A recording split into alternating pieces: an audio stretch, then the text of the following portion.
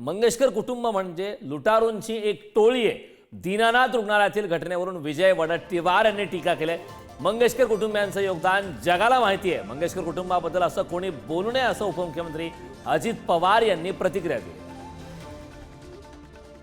हे लुटारूंची टोळी आहे। ते कोणी कधी दान केल्याचं पाहिलंय त्या मंगेशकर फॅमिलीनी? निवळ गाणं चांगलं गायलं म्हणून सगळ्यांनी मिरवलं। लता दीदी, आशा दीदी, हे दीदी ते दीदी, अरे तेवढं जर समर्पण असतं लोकांसाठी आणि देशासाठी तर ते सेवा केली असती।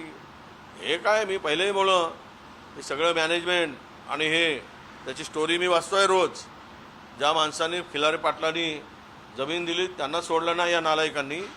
हे कसले माणुसकी आहे यांच्यात?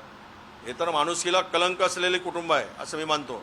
मंगेशकर कुटुंबियांचं योगदान जगाला माहिती आहे, भारताला नाही जगाला माहिती आहे।